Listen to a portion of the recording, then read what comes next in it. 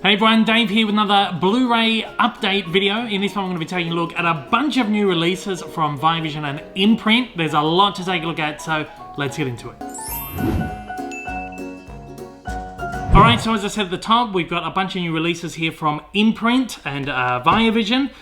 This one right here is from April this year. I put up my April review video a couple of weeks ago, took a look at the Adventure Collection and a couple of other titles that they'd released as part of that wave. They didn't send over this Noir set, but I emailed them. You all know out there how much I love my film Noir. I was a bit disappointed I didn't get this box set. I emailed them like, hey guys, any chance you could send that Noir box set over to me? I'd really love to cover it, especially how much I love it. And they said, yeah, absolutely. So they sent this over, which was awesome. So thanks to the great people over at Via Vision. I love these Noir box sets because they're a really great chance to see some fairly lesser known Noirs. Sometimes there's one in there that's like really well known, which is great to finally get your hands on. There's one in here that I was particularly excited to get, but usually it's some fairly lesser known stuff, which is great, and they're always the really good ones, I reckon. First up, we'll take a look at this one right here, which is Appointment with Danger. This one stars Alan Ladd, who was a great mainstay of film noirs, particularly the lesser known stuff. I think Alan Ladd is terrific. He did a lot of really great noirs. Particularly, he did 3 or 4 with Veronica Lake, which are probably some of the best film noirs ever made. But apart from those, he just did some really kind of obscure stuff. And this one right here, a postal inspector assigned to investigate the mysterious murder of a fellow officer discovers a gang are planning a multi-million-dollar mail robbery. So this one's a little bit of a weird one. This is from the from the early 50s. And as we're coming into the 50s, out of the 40s, they start experimenting with noirs, doing a lot of just kind of weird stuff with them. And this one right here is just unlike anything else. He's a postal inspector, and he gets kind of involved in this kind of crime syndicate. It's very weird, but it's a very good one. I really enjoyed this one right there. We've got this one right here, which is The Enforcer. This is the one I was talking about that I was so excited to finally get my hands on. This is one of the kind of lesser known Bogart noirs. Comes towards the end of his career in the early 1950s at a time where he's doing some kind of harder hitting stuff. This one was based on a true story that was hitting the tabloids at the time. Crusading district attorney out to convict the head of a vicious murder for hire ring must race against time to find the evidence he needs to bring down the mob boss. It's really cool. It's one of the, as I said, heavier hitting film noirs. It's pretty vicious for its time anyway, and pretty brutal. And Bogart gives not a great performance. He really had kind of become quite bitter to a lot of stuff towards the end of his career and wasn't really giving his all. He was just there, just kind of doing it. So he doesn't really turn in the best performance, but it's a really cool Bogart flick. It's a kind of I guess a curio in his filmography. I was excited to get that one on Blu-ray because that's one I'd wanted to see for a long time and did not disappoint. We got this one right here, Beware My Lovely, with Ida Lupino and Robert Ryan. Again, Ida Lupino did quite a few film noirs too in the early 50s as well.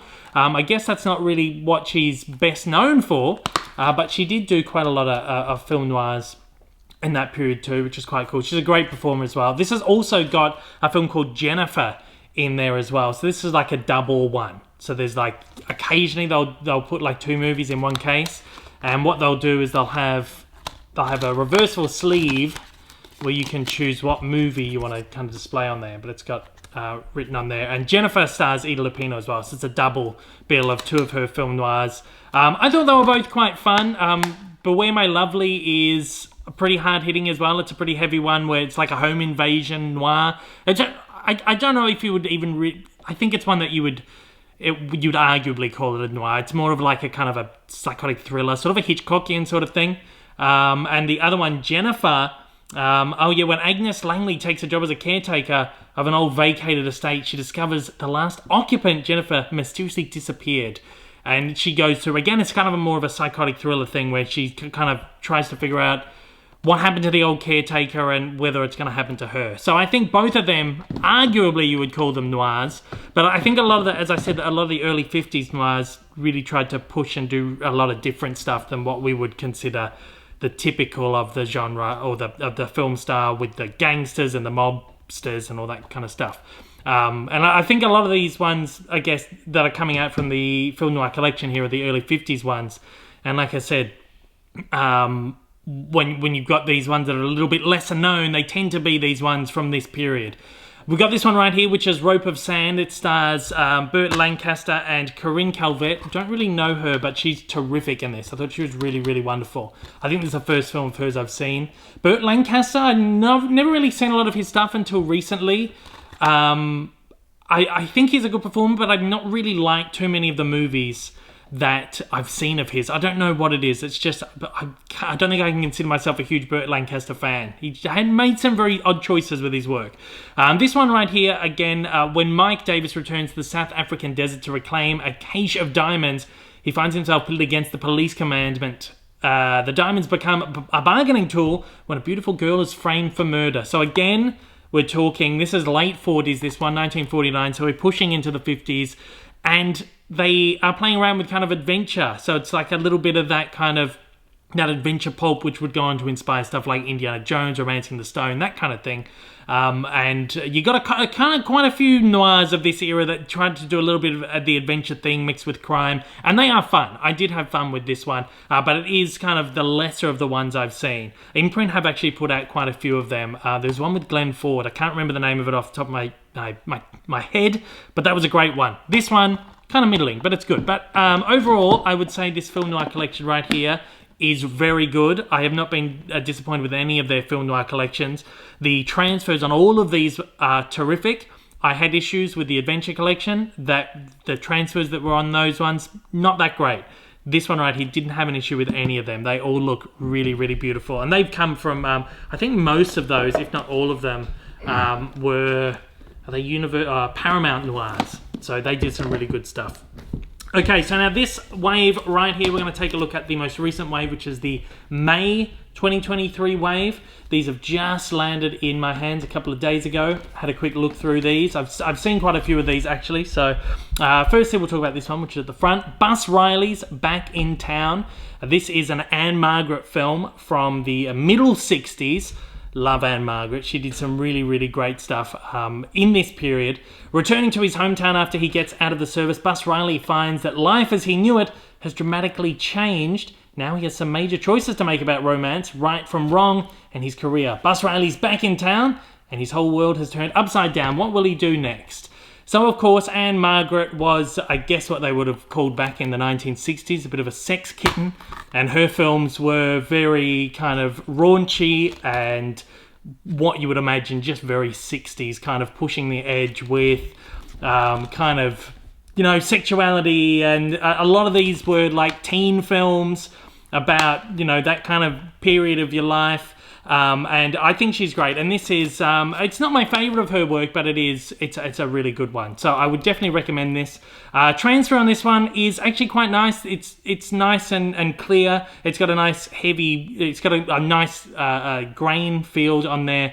The colour correction, I don't think was right on it. It just seemed a little bit too blue to my eyes. But again, I hadn't seen this one before, so I'm not sure if that's correct, but it didn't look quite correct to my eyes. We've got this one right here, which is The Long Voyage Home. This is a film starring John Wayne, who's one of my favourite actors, and of course directed by the great John Ford, who did so many great westerns and adventures and some of the greatest of all time. This is from 1940. So this is really kind of at the peak of Ford's career, sort of towards the period of John Wayne's career, where he's actually starting to do some really good stuff. So prior to this, it was a lot of the kind of Republic westerns, which were low budget, Poverty Row films, which weren't terrific. But this is kind of that start of that period of Wayne's career, where he's starting to do some really good stuff and starting to work with John Ford. He did a lot of really great films with John Ford. Again, some of the most seminal westerns. The merchant ship Glencairn rolls and shivers in the black North Atlantic. On board, her anxious crewmen search the sky for German planes and hope they'll survive the long voyage home. So it's not a western. It's kind of I guess a noir. Sorry, not a noir. A war thriller. And again, you get a lot of these kind of war movies that are made during wartime, which are kind of interesting. I thought this one, it's kind of a bottle movie. It all takes place on this ship, and it's kind of a paranoid thriller. I really liked it, thought it was great. The transfer on this one is not terrific. It is actually a Studio Canal transfer, as you'll see on the back. And Studio Canal is known for doing really, really terrific transfers, particularly the older stuff. But this one just didn't look great. It looked like they'd done a lot of kind of DNR on it. They'd wiped a lot of the grain field off, which is odd for something that Studio Canal has handled. But I would recommend the movie. It's good. The transfer on it wasn't incredibly impressed with. Got this one here. I was so excited when they announced that they were releasing Uptight. This comes from 1968. This is one of the seminal blaxploitation films or soul cinema films from the period, the late 60s, the early 70s. It's been considered the very first blaxploitation film. The synopsis on this one: in the days after the assassination of Martin Luther King, an unemployed and itinerant steelworker turns over his militant friend to the police for the $1,000 reward, resulting in an underground all-points bulletin to exact revenge on the squealer. So a lot of these blaxploitation films, they were all very, very low budget. They were very scathing. They were violent. They were brutal, and particularly for the time, they were very, again, I'll use the term heavy hitting. And particularly the time where black filmmakers didn't have a huge voice, and I guess even now black filmmakers don't have a huge voice. But particularly for this era where you're still, coming out of segregation and all these kinds of things, these movies were just such a huge voice and they made such a big, loud statement. And this is one of the best of the soul cinema blaxploitation period, and again one of the heaviest hitting, one of the most brutal. And it has a terrific soundtrack by Booker T and the MGs, who were just if you don't know, really great soul band of the era. And if you know anything about the Blues Brothers, there was a lot of Booker T music used in the Blues Brothers and stuff like that. But a lot of these great, soul cinema films had terrific soundtracks, and performances are great. They feel real, they feel gritty, and they're done on low budgets, cheap film stock, so doesn't look great, but that's inherent to the source. Very, very heavy grain, very scratchy, but that's how these movies are meant to look. So I have no problem with the transfer on this. In fact, it adds that kind of, you can't go through and clean up all of that, because it removes that kind of the ambience, the feel to the film. Great movie. I highly recommend that one right there. Love it. This here is one I was very excited about as well. This is The Great Gatsby. This is the one from the late 1940s, starring Alan Ladd. Of course, The Great Gatsby was set in the 20s. So this is the earliest, I believe this is the earliest version of it that's still currently available. There was a silent film made in the 20s that is lost. It's one of the lost features. It's gone missing somewhere. But so this is kind of the earliest version, kind of sort of around the actual time that the book was set and written, that we can kind of get a glimpse. This is a really good version of it. I'm a huge fan of The Great Gatsby.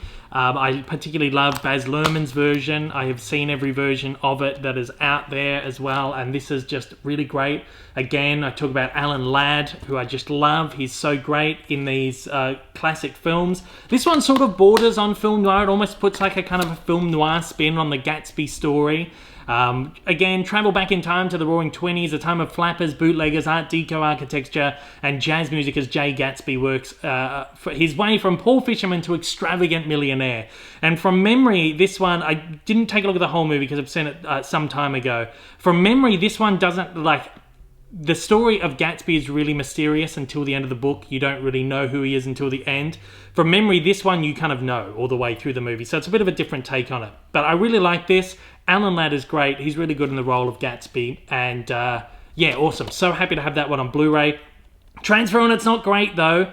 It's a very, very scratchy transfer, and not a lot has been done to clean it up. There is a nice grain field on it, and it is clear, but it's a very, very, very scratchy very scratchy transfer. I wish it had been cleaned up a little bit, but again, sometimes there's just not the money to put into some of these movies. This one here is The Catman of Paris. This is a Republic horror film from the middle 40s. Now, Republic were I mentioned before, Poverty Row filmmakers. Poverty Row is the term that they used for a lot of these kind of independent studios that popped up in the 1930s, 1940s, and so they were low budget films. They were outside of the studio system. They were independent filmmakers just making really cheap films. And Republic was probably one of the best, or probably one of the most well known of the Poverty Row film studios, and they put out a lot of just really great horror. They wanted to mimic and imitate what Universal was doing, and a lot of the studios at the time actually did try to do knockoffs of the Universal stuff. I think Republic probably did the best of the lot, and this one here, The Catman of Paris, is one of the best and one of the most well known of the Republic horror films. Paris, 1896. Charles Rainier, recently returned from the Orient, has developed a strange illness that has left him with lapses of memory. At the same time, the city is being terrorized by the Catman, who roams the streets at night, leaving a trail of clawed, mangled bodies in his wake. It's great. Again, they pushed the boundaries a little bit more than Universal did. Outside of the studio system, you could get away with a little bit more violence and stuff like that. Really good one. Would highly recommend that one. And this one right here, we've got the last of the imprints, of the Via Vision, of the imprints that we're going to take a look at, is The Spiral Road. This one stars Rock Hudson, who is great. He's always great in everything I've seen him in anyway. This is a little bit different from his normal stuff. This is kind of an adventure action thriller. When an opportunistic physician travels to the jungles of Java, a shocking meeting with a black magic witch doctor forces him to reevaluate his selfish past. So it is adventure, it's drama, it's a bit of a thriller, it's got a bit of mystery in there, a little bit of black magic. It's just really cool. And it is in that same vein of, again, those sort of like that adventure noir we had a look at before, and the Indiana Jones, Romancing the Stone kind of adventure pulp stuff. And it's also got Verlive's Gina Rowlands in there too, who are great performers, really great character actors. And I thought this one was great. Transfer on this one, again, not very good, unfortunately. It looks like this one has had a lot of DNR done to it, which is unfortunate. But other than that, it looks okay. But yeah, I would honestly recommend every single one in here. A couple of the transfers are a little bit questionable, but I would recommend owning all of the movies here. You know, I love my classic cinema, my, vintage, that kind of era, 40s, 50s, 20s, 30s, that era. So I would recommend all of those. There wasn't a dud in that bunch there, and the film noir set as well. We've got one more to take a look at, which is from Via Vision. This isn't part of the imprint range, but it does come from Via Vision, and it does come in a really nice slipcover, like all the Via Vision stuff. This is Stargate, the movie, the Ultimate Edition. So I believe this has both editions of the film. It's got the theatrical, and if you open it up, so you've got the original theatrical cut and also the extended cut in there as well. I think the difference is like 7 minutes. There's 7 minutes between the two cuts there. So Stargate was very well-known TV show when I was growing up, this kind of sci-fi TV show, but it spun out of this movie right here, which starred James Spader and Kurt Russell, who are both really great. I love both of those guys. And this is quite fun. This is, when was this? This was really the early 90s, 1994. It's that kind of period where you're getting stuff like Independence Day and Men in Black, all those kinds of, and it feels very, very much in the same vein of those kind of 90s sci-fis.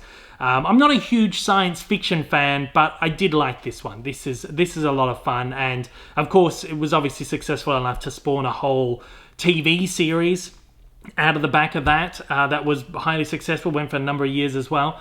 So yeah, if you're a fan of Stargate, of sci-fi, 90s sci-fi particularly, definitely want to get your hands on this one. Got a great bundle of bonus features, as you can see on the back there. I'm not sure. I think it's all sort of archival stuff, so it's stuff that's been ported over from previous releases. as opposed to exclusive stuff. But yeah, that's a really nice addition of a good movie. So there we go. That's all the titles right there. We've got some more recent stuff. We've got stuff from like last month. Thanks again to Via Vision for sending over all of these titles right here. I really appreciate it. I've got some more coming soon. I've got, I think, the entire June wave is headed my way, which is going to be awesome to take a look at. I'm very excited for that. There's some really, really cool stuff in that wave as well. So until next time, thanks for watching. I'll see you later, and thanks again to Imprint Via Vision for sending these over. Take it easy.